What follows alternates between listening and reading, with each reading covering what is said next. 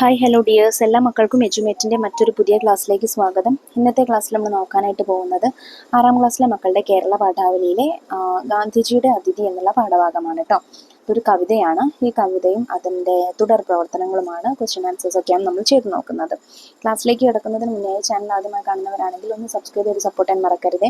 അതുപോലെ വീഡിയോ നിങ്ങളുടെ കൂട്ടുകാരിലേക്ക് കൂടെ ഒന്ന് ഷെയർ ചെയ്ത് കൊടുക്കണേ.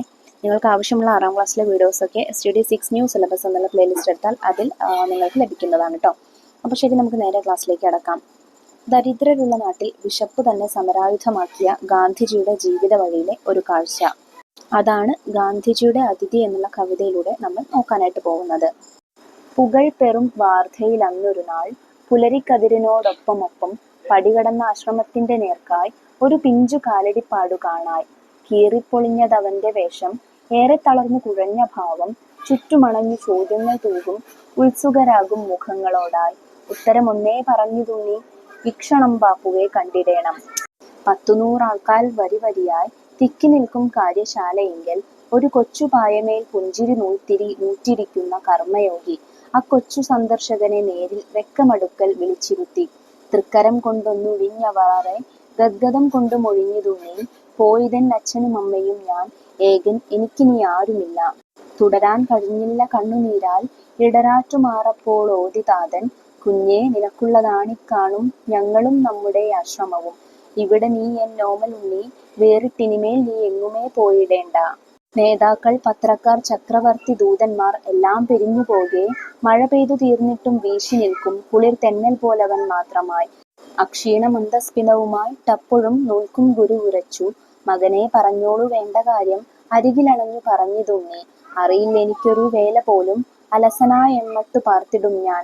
ഉതിരും അഭിമാന ബാഷ്പമോടെ മുകരുകയായി താതനുണ്ണി തന്നെ. ഒന്നല്ല 10 കുഞ്ഞേ മക്കൾ 100 കോടിയെ പോറ്റിയിട്ടും ഇനിയും അമ്മയ്ക്കും അടിത്തടത്തിൽ ഇടമുണ്ട് നിങ്ങൾക്ക് വേല നൽകാൻ. ഉണ്ണിക്കരമിത് പെറ്റ നാടിൻ കണ്ണുനീരൊപ്പാൻ കരുത്തിയെന്നാൽ അമ്മയ്ക്കു പിന്നെന്തു ദുഃഖം, അമ്മയുള്ളപ്പോൾ നമ്മൾക്കും എന്തു ദുഃഖം. വിഷ്ണുനാരായണൻ നമ്പൂതിരി എഴുതിയതാണ്. തുളസീദളങ്ങൾ എന്നുള്ള കവിതാ സമാഹാരത്തിൽ നിന്നുള്ള ഭാഗമാണ്. അപ്പൊ എന്താ മക്കളെ കവിതയിൽ പറഞ്ഞിരിക്കുന്നത്? ഗാന്ധിജി അദ്ദേഹത്തിന്റെ കാര്യശാലയിൽ ഇരിക്കുകയാണ്. അദ്ദേഹത്തെ കാണാൻ പത്രക്കാരും മാധ്യമപ്രവർത്തകരും അതുപോലെ മറ്റു പ്രമുഖ നേതാക്കളും എല്ലാവരും വന്നിട്ടുണ്ട്. അപ്പോൾ അവരുടെ ഇടയിലേക്ക് ഒരു കൊച്ചുകുട്ടി വരികയാണ്. ദയയുള്ള മുഖത്തോടെ വിഷമിച്ച് കീറി പറഞ്ഞ വസ്ത്രവുമായി അല്ലെങ്കിൽ മുഷിഞ്ഞ വസ്ത്രമൊക്കെ ഇട്ടിട്ട് ഒരു കുട്ടി വരികയാണ്.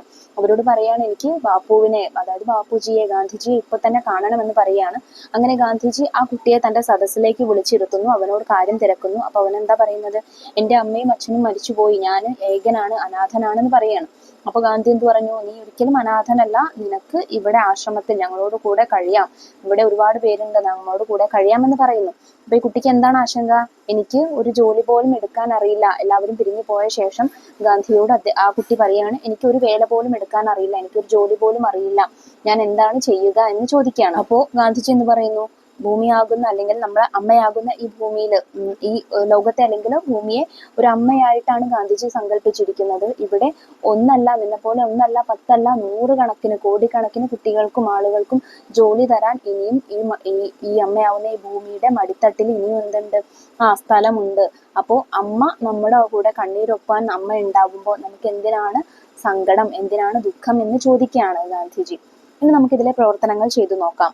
ഈണത്തിൽ താളത്തിൽ കവിത ഒറ്റയ്ക്കും സംഘമായും ചൊല്ലി അവതരിപ്പിക്കൂ. അവതരണങ്ങളുടെ വീഡിയോ ചിത്രീകരിച്ച് സമൂഹ മാധ്യമങ്ങളിലൂടെ പങ്കിടുമല്ലോ. അപ്പൊ ഇത് നിങ്ങൾ ചെയ്തു നോക്കണേ ക്ലാസ്സിൽ. കവിതയ്ക്കൊപ്പം ചോദ്യം 1.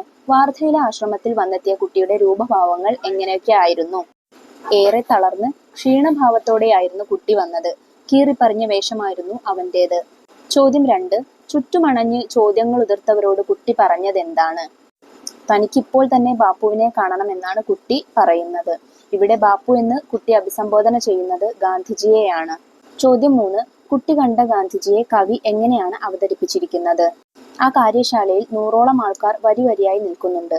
ഒരു കൊച്ചു പായയിലിരുന്ന് പുഞ്ചിരിച്ചുകൊണ്ട് ചർക്കയിൽ നൂൽ നൂൽക്കുകയാണ് കർമ്മയോഗിയായ ഗാന്ധിജി. ഈ രീതിയിലാണ് കുട്ടി കാണുന്ന ഗാന്ധിജിയെ കവി അവതരിപ്പിച്ചിരിക്കുന്നത്. ചോദ്യം 4. പോയിതൻ അച്ഛനും അമ്മയും ഞാൻ ഏകൻ, എനിക്കിനി ആരുമില്ല എന്ന് സങ്കടപ്പെട്ട കുട്ടിയെ ഗാന്ധിജി സമാധാനിപ്പിച്ചതെങ്ങനെ? കുഞ്ഞെ കരയാതിരിക്കൂ, നമ്മുടെ ആശ്രമവും ഞങ്ങളും നിനക്കുള്ളതാണ്, നീ ഇനി ഇവിടെ വിട്ട് എങ്ങും പോയിടേണ്ട എന്നാണ് ഗാന്ധിജി അവനോട് പറഞ്ഞത്. ചോദ്യം 5. മകനെ പറഞ്ഞോളൂ വേണ്ട കാര്യം എന്ന് ചോദിച്ച ഗാന്ധിജിയോട് കുട്ടി പറഞ്ഞതെന്തായിരുന്നു? തനിക്കൊരു ജോലി പോലും ചെയ്യാൻ അറിയില്ല എന്നും അലസനായി വെറുതെ ഇരിക്കാനാവില്ല എന്നുമാണ് കുട്ടി ഗാന്ധിജിയോട് പറഞ്ഞത്. ചോദ്യം 6. ഇനിയും അമ്മയ്ക്കും അടിത്തടത്തിൽ ഇടമുണ്ട് നിങ്ങൾക്ക് വേല നൽകാൻ. ആരെയാണ് ഇവിടെ അമ്മ എന്ന് പറഞ്ഞിരിക്കുന്നത്? ഇവിടെ ഗാന്ധിജി അമ്മ എന്ന് വിശേഷിപ്പിച്ചിരിക്കുന്നത് മാതൃരാജ്യമായ ഭാരതത്തെയാണ്. ഭാരതമാതാവ് എന്ന സങ്കല്പത്തെയാണ് അമ്മ എന്ന വാക്കുകൊണ്ട് ഗാന്ധിജി അർത്ഥമാക്കുന്നത്. അടുത്ത ചോദ്യം നോക്കൂ. പ്രയോഗ അർത്ഥം കണ്ടെത്തി എഴുതൂ. പുലരിക്കതിരിനോടൊപ്പമൊപ്പം പടി കടന്ന്. പ്രഭാതത്തിൽ ആശ്രമത്തിന്റെ പടി കടന്നു വരുന്ന കുട്ടിക്ക് ഉദയസൂര്യനെ പോലെ തിളക്കമുണ്ടായിരുന്നു.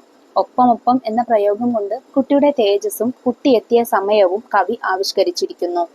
ഇതുപോലെ പുഞ്ചിരി നൂത്തിരി നൂറ്റിരിക്കുന്ന, മഴ പെയ്തു തീർന്നിട്ടും വീശി നിൽക്കും കുളിർ തെന്നൽ പോലെ, അക്ഷീണ മന്ദസ്മിതവുമായി എന്നീ പ്രയോഗങ്ങളുടെ ചേർച്ചയും ഭംഗിയും ചർച്ച ചെയ്ത് എഴുതൂ. ഇതിലെ ആദ്യത്തെ പ്രയോഗമായ പുഞ്ചിരി നൂത്തിരി നൂറ്റിരിക്കുന്ന, അതിന്റെ പ്രയോഗ ഭംഗി എന്താണെന്ന് നോക്കാം.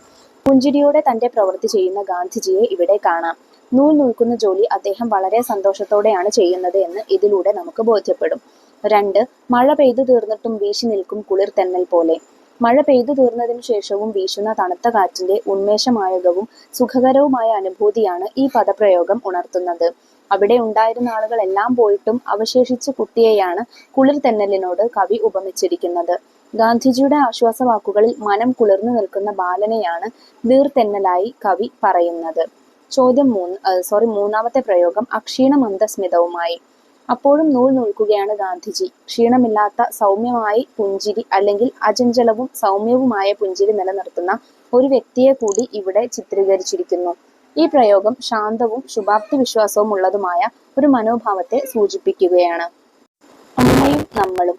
ഉണ്ണിക്കരമിതു പെറ്റനാടും കണ്ണുനീരൊപ്പാൻ കരുത്തി എന്നാൽ അമ്മയ്ക്കു പിന്നെന്ത് ദുഃഖം, അമ്മയുള്ളപ്പോൾ നമ്മൾക്കും എന്ത് ദുഃഖം. ഈ വരികളിലെ ആശയം വിശകലനം ചെയ്ത് കുറിപ്പെഴുതൂ. വിഷ്ണുനാരായണൻ നമ്പൂതിരിയുടെ ഗാന്ധിജിയുടെ അതിഥി എന്ന കവിതയിലെ വരികളാണ് ഇത്. സ്വാതന്ത്ര്യാനന്തര ഭാരതമാണ് ഈ കവിതയുടെ പശ്ചാത്തലം. തന്നെ കാണാനെത്തിയ ആരോരുമില്ലാത്ത ബാലനോട് തൊഴിലില്ലാത്തവർക്ക് തൊഴിൽ നൽകാൻ കഴിയുമെന്ന ആത്മവിശ്വാസം പകരുകയാണ് ഗാന്ധിജി. കണ്ണീരൊപ്പാൻ ഉണ്ണിക്കരങ്ങൾക്ക് കരുത്തുണ്ടായാൽ അമ്മയ്ക്ക് പിന്നീട് ദുഃഖിക്കേണ്ടി വരില്ല എന്ന് ഇവിടെ പറയുന്നു. കുട്ടികൾക്കും അവരുടേതായ പങ്ക് നിർവഹിക്കാനുണ്ട് എന്നും ഇവിടെ അർത്ഥമാക്കുന്നു. ഭൂമിയാകുന്ന അമ്മ വേണ്ടതെല്ലാം മക്കൾക്ക് പ്രദാനം ചെയ്യുന്നുണ്ട്. മക്കളായ നമ്മൾക്കും പുതുതലമുറയ്ക്കും തിരിച്ച് പ്രത്യുപകാരം ചെയ്യേണ്ടതുണ്ട്. അങ്ങനെ ചെയ്യുന്ന മക്കളുണ്ടെങ്കിൽ പിന്നെ അമ്മയ്ക്ക് എന്ത് ദുഃഖമാണുള്ളത്? ഭാരതമാതാവിന്റെ കണ്ണീരൊപ്പാൻ എല്ലാവരും ചേർന്ന് പ്രവർത്തിക്കുക. അങ്ങനെ സ്വതന്ത്രയായ ഭാരതാംബയുണ്ടാവുമ്പോൾ നമുക്ക് ദുഃഖിക്കേണ്ടി വരില്ല എന്നാണ് ഇവിടെ കവി അർത്ഥമാക്കുന്നത്. അടുത്ത ചോദ്യം നോക്കൂ. 2 കുട്ടികൾ. അറിയില്ല എനിക്കൊരു വേല പോലും അലസനായിട്ടു പാർത്തിടും ഞാൻ. കുട്ടി ഗാന്ധിജിയോട് ഇങ്ങനെ സങ്കടം പറഞ്ഞത് ഓർമ്മയില്ലേ? ഇനി ഈ കുറിപ്പ് വായിക്കും. ഗാന്ധിജിയെ കണ്ട കുട്ടി. വർക്ക്ഷോപ്പിന്റെ ഒരറ്റത്തായി ഒരു അടുപ്പ് കത്തിക്കൊണ്ടിരുന്നു. അതിന്റെ മുന്നിൽ ഒരാൺകുട്ടി ചപ്പാത്തി ഉണ്ടാക്കിക്കൊണ്ടിരിക്കുകയാണ്. കൂട്ടുകാരെല്ലാം പണിയെടുത്ത് ക്ഷീണിച്ചു വരുമ്പോഴേക്കും ആഹാരം തയ്യാറാക്കണം. അവൻ ജോലിയിൽ അങ്ങേയറ്റം മുഴുകിയാണിരുന്നത്. ഗാന്ധിജി അരികിലൂടെ കടന്നു പോയതൊന്നും ആ ബാലൻ അറിഞ്ഞില്ല. ഗാന്ധിജി വർക്ക്ഷോപ്പിന് പുറത്തേക്ക് കടന്നു. അവിടെ മറ്റെല്ലാ കുട്ടികളും അദ്ദേഹത്തെ കാത്തു നിൽക്കുകയാണ്. കണ്ടോ അവന്റെ ഒരു കാര്യം, ഇത്ര അടുത്തുകൂടി പോയിട്ടും അവൻ മാത്രം ഗാന്ധിജിയെ കണ്ടില്ല. കുട്ടികളിൽ ഒരാൾ പറഞ്ഞു. ഗാന്ധിജി അത് കേട്ടു. എല്ലാവരും നോക്കി പല്ലില്ലാത്ത മോണ കാട്ടി ചിരിച്ചുകൊണ്ട് പറഞ്ഞു, മോനെ, ഇവിടെ എന്നെ ശരിയായി കണ്ടത് അതാ അവൻ മാത്രമാണ്. എം ഗീതാഞ്ജലിയുടെ നമ്മുടെ ബാപ്പുജി എന്നുള്ള പുസ്തക സമാഹാരത്തിൽ നിന്നുള്ള ഒരു ചെറിയ ഭാഗമാണ് കേട്ടോ. ഇനി ചോദ്യം എന്താണ്? കവിതയിലെ വരികളും ഗാന്ധിജിയെ കണ്ട കുട്ടി എന്ന കുറിപ്പും താരതമ്യം ചെയ്ത് എഴുതൂ. വിഷ്ണുനാരായണൻ നമ്പൂതിരിയുടെ ഗാന്ധിജിയുടെ അതിഥി എന്ന കവിതയിലെ വരികളാണ് ഇത്. അനാഥനായ ഒരു കുട്ടി ഗാന്ധിജിയെ കാണുന്നതിന് വേണ്ടി ആശ്രമത്തിലെത്തുന്നു. എനിക്ക് ആരുമില്ല എന്ന് പറഞ്ഞ് കരയുന്ന കുട്ടിയോട് ഞങ്ങളും ഈ കാണുന്ന ആശ്രമവും നിനക്കുള്ളതാണെന്ന് പറഞ്ഞ് ഗാന്ധിജി ആശ്വസിപ്പിക്കുന്നു. ഗാന്ധിജിയെ കണ്ട കുട്ടി എന്ന കുറിപ്പിൽ ഒരു കുട്ടി ചപ്പാത്തി ഉണ്ടാക്കുന്ന ജോലിയിൽ മുഴുകിയിരിക്കുകയാണ്. തന്റെ ജോലി അതീവ ശ്രദ്ധയോടെ ചെയ്യുന്നതിനാലാണ് ഗാന്ധിജി അരികിലൂടെ കടന്നു പോയത് പോലും അവൻ അറിയാതിരുന്നത്. ഇത്ര അടുത്തുകൂടി ഗാന്ധിജി പോയിട്ടും അവൻ മാത്രം കണ്ടില്ല എന്ന് മറ്റൊരു കുട്ടി പറഞ്ഞത് ഗാന്ധിജി കേട്ടു. എന്നെ ശരിയായി കണ്ടത് അവൻ മാത്രമാണ് എന്നായിരുന്നു ഗാന്ധിജിയുടെ മറുപടി. ചെയ്യുന്ന ജോലിയിൽ മുഴുകിയതിനാലാണ് അവൻ ഗാന്ധിജിയെ കാണാതെ പോയത്. ഗാന്ധിജി ആഗ്രഹിക്കുന്ന രീതിയിലാണ് അവൻ ജോലി ചെയ്യുന്നത് എന്നർത്ഥം. ഗാന്ധിജിയുടെ ആദർശങ്ങളെ മനസ്സിലാക്കി പ്രവർത്തിക്കുന്ന കുട്ടിയാണ് അവൻ എന്ന് നമുക്ക് ഇതിൽ നിന്നും മനസ്സിലാക്കാം. ഭാരതമാതാവിന് വേണ്ടി പ്രവർത്തിക്കാനാണ് കവിതയിലെ കുട്ടിയോട് ഗാന്ധിജി ആവശ്യപ്പെടുന്നത്. ഗാന്ധിജിയുടെ ആഗ്രഹം പോലെ പ്രവർത്തിക്കുന്ന കുട്ടിയെയാണ് കുറിപ്പിൽ നമുക്ക് കാണാൻ കഴിയുന്നത്. പാഠത്തിലെ അവസാനത്തെ ചോദ്യം. കവിതകൾ ശേഖരിക്കാം, അവതരിപ്പിക്കാം. ഗാന്ധിജിയെ കുറിച്ച് ധാരാളം കവിതകളുണ്ട്. സ്കൂൾ ലൈബ്രറിയിൽ നിന്നും സമീപത്തെ വായനശാലയിൽ നിന്നും ഗാന്ധിജിയെക്കുറിച്ചുള്ള കവിതകൾ ശേഖരിക്കൂ, ക്ലാസ്സിൽ അവതരിപ്പിക്കൂ. മുട്ടോളം എത്തുന്ന മുണ്ടുടുത്തേ വടികുത്തി നടന്നൊരു മുത്തച്ഛൻ, മുൻവരിപ്പല്ലു രണ്ടില്ലേലും പുഞ്ചിരിച്ചേലുള്ള മുത്തച്ഛൻ. നേരാണ് നമ്മൾക്കുണ്ടായിരുന്നു സൂര്യനെ പോലെയൊരപ്പൂപ്പൻ, മുട്ടോളം എത്തുന്ന കൊച്ചുമുണ്ടും വട്ടത്തലയും തെളിഞ്ഞ കണ്ണും, മുൻവരിപ്പല്ലില്ല പുഞ്ചിരിയും വെണ്ണര ചൂടും വിരിഞ്ഞ മാറും. നേരാണ് നമ്മൾക്കുണ്ടായിരുന്നു സൂര്യനെ പോലെയൊരപ്പൂപ്പൻ. ഇനി ഗാന്ധി എന്നുള്ള ഒരു കവിത നോക്കാം. സോമൻ കടലൂർ എഴുതിയതാണ്. കാഞ്ചി വലിച്ചിട്ടുണ്ടാവാം, ചെഞ്ചോര ചിതറിയിട്ടുണ്ടാവാം, ലോകം വിറച്ചിട്ടുണ്ടാവാം, കാലം വിറങ്ങലിച്ചിട്ടുണ്ടാവാം, പക്ഷേ വെടിയുണ്ടേ കഴിയില്ല നിനക്ക് നെഞ്ചു വിരിച്ചു നിൽക്കുന്ന സത്യത്തെ മുറിവേൽപ്പിക്കാൻ അന്നും ഇന്നും. സ്വന്തം ബാപ്പുജി എന്നൊരു കവിത നോക്കാം. നാടിൻ രക്ഷകനായൊരു വീരൻ, നമുക്ക് വേണ്ടി നാടിനു വേണ്ടി ജനിച്ച നമ്മുടെ സ്വന്തം ബാപ്പുജി. ഖാദി അണിഞ്ഞൊരു മുത്തച്ഛൻ, നമ്മുടെ സ്വന്തം ബാപ്പുജി. അഹിംസ തൻ ആയുധമാക്കിയ നമ്മുടെ സ്വന്തം ബാപ്പുജി. വെള്ളക്കാരെ വിറപ്പിച്ച നമ്മുടെ സ്വന്തം ബാപ്പുജി, നമ്മുടെ സ്വന്തം ബാപ്പുജി. അപ്പൊ ഇത്തരം പ്രവർത്തനങ്ങളാണ് കേട്ടോ മക്കളെ നിങ്ങൾക്ക് ഗാന്ധിജിയുടെ അതിഥി എന്നുള്ള പാഠഭാഗത്തിൽ ചെയ്യാനായിട്ടുള്ളത്. പാഠഭാഗവും അതിൽ ചെയ്ത ആക്ടിവിറ്റീസ് ഒക്കെ എല്ലാ മക്കൾക്കും മനസ്സിലായിട്ടുണ്ടെന്ന് വിശ്വസിക്കുന്നു. വീഡിയോ ഉപകാരപ്രദമായിട്ടുണ്ടെങ്കിൽ നിങ്ങളുടെ കൂട്ടുകാരിലേക്ക് കൂടെ നമ്മുടെ ക്ലാസ് ഒന്ന് ഷെയർ ചെയ്ത് കൊടുക്കാൻ മറക്കരുത്. അതുപോലെ ഇന്നത്തെ ക്ലാസ്സിനെ കുറിച്ചുള്ള അഭിപ്രായങ്ങൾ കമന്റ് ബോക്സിലൂടെ അറിയിക്കാനും മറക്കരുത്. 6ാം ക്ലാസ്സിലെ മറ്റു വിഷയങ്ങളുടെ വീഡിയോസ് നമ്മൾ വൈകാതെ അപ്ലോഡ് ചെയ്യുന്നതായിരിക്കും. അപ്പോൾ ശരി, ആ വീഡിയോസുമായി നമുക്ക് വീണ്ടും കാണാം. താങ്ക്